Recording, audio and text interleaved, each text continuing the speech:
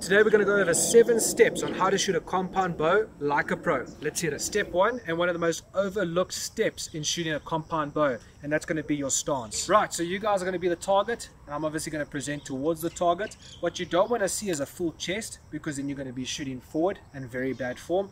You also don't want to be seen back, and you're overextending that shoulder and arm to try and get the bow on target. Now, what guys like to preach is having that shoulder face directly to the target, but I got a bit of a rotator issue in the shoulder, so I like to pitch just a little bit. You see a little bit of my chest, and it creates this pocket or tiny pocket of workspace over here. So if I'm holding my bow and I'm setting up here, I'm not overextending, I'm not facing my chest, but I set myself that I'm just off 90 degrees and a good workspace. Right guys, stance has 2 things to focus on. So though it starts with the shoulders and the upper body and how it looks presenting to the target. So this is 90 degrees, shoulder directly to the target, and I like to break that 90 degrees just off. What's even more important is your footwork. Now what you want is a nice strong base. So let's talk about what is not a strong base. Your feet too close together or too far apart can cause instability in your stance. What you want, and I like to preach, obviously perfect world scenario, is just having those feet shoulder width apart, right under the shoulders, nice and sturdy. If the ground is uneven, you have to troubleshoot, but in a perfect world scenario, you want your feet shoulder width apart, and this creates a nice stable base. Step 2, your grip. Grip is a simple and short one and requires a couple of exercises. So how should you grip your bow? A little exercise I like to do is just hold my hand out. If I hold my hand out here, and in the editing I'll throw a little line here to show you exactly where I want to put my bow. If I'm setting up and I push my hand out, that is exactly where I want my bow to be sitting. Right, so now you know where I like to put the bow in the hand, but obviously to demonstrate my hand looked quite tense, and that's not what you want for the grip of your bow. Your hand must be super relaxed so it creates no torque on the bow.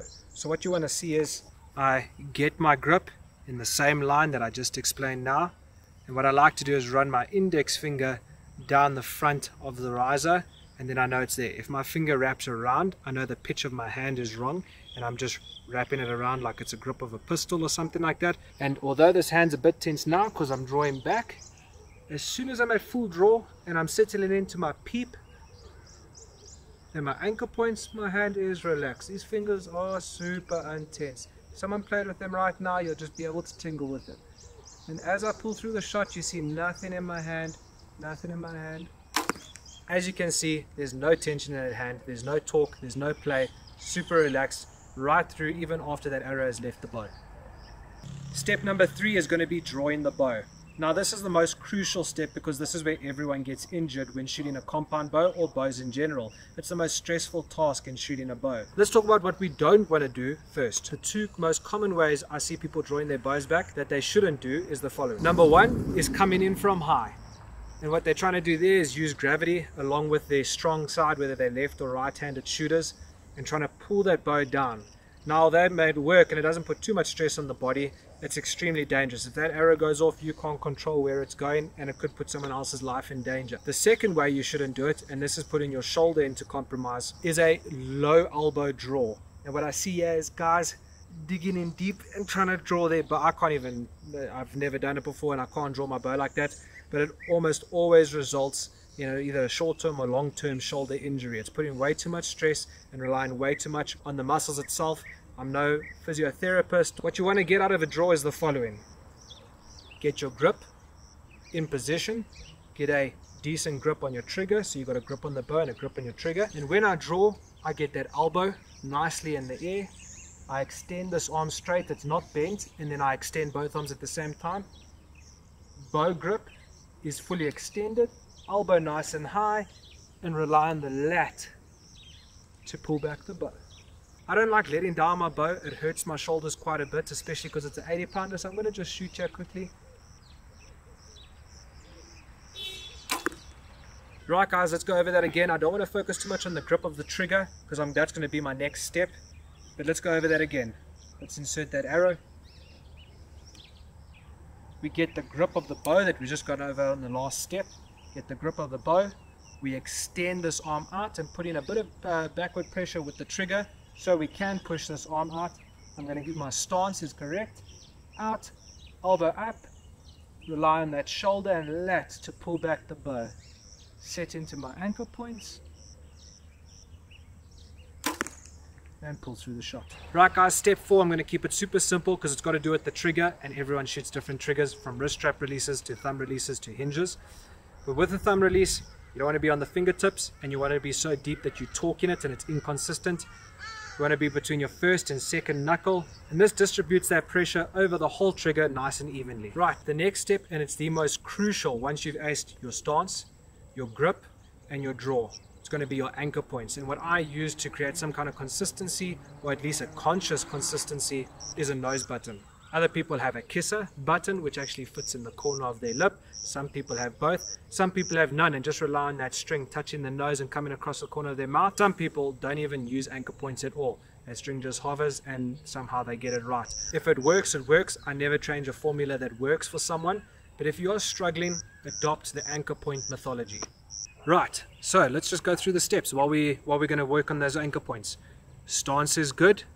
I'm going to get my grip.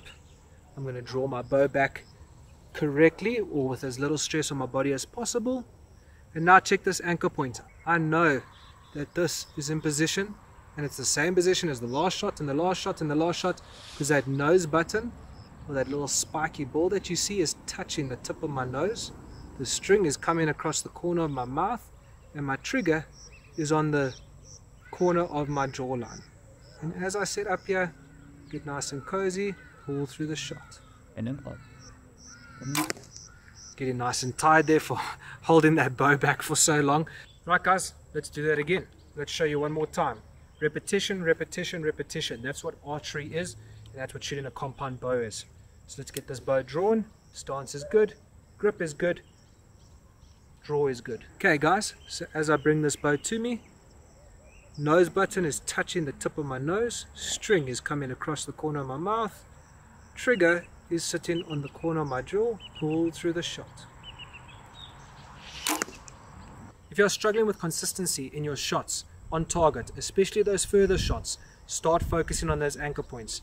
The only way you're ever going to be accurate consistently is if you can draw back your bow and sit it in the same position over and over and over. That's what archery is. It's about consistency. So there's no right way of doing things. Like I said, some guys just hover that string. I mean, it's not even touching anything, but they get it right. But they can do it the same over and over and over. Archery is about doing the same thing over and over and over. And if you want to succeed or make it simple, get something like a marker, like a nose button, kisser button, or run that string across the corner of your nose, corner of your mouth, to create some kind of consistency that makes the last shot the same as the shot that you're busy executing. Next is aligning your peep with your sight housing correctly. This is a little hard to demonstrate, but I'm going to do my best. When you're looking down your peep, you want your peep to perfectly outline your sight housing. So what does that look like? Well, one, you don't want to be able to see around your sight housing when you're looking through your peep, and you don't want to be able to not see your sight housing at all, because then your peep's going to be a bit too small. What you want to be able to do is, if you're looking through your peep, you should be able to see the luminous ring around your sight housing. That's your sight housing. You literally want to be able to line up the two perfectly while still seeing that luminous ring around the sight housing.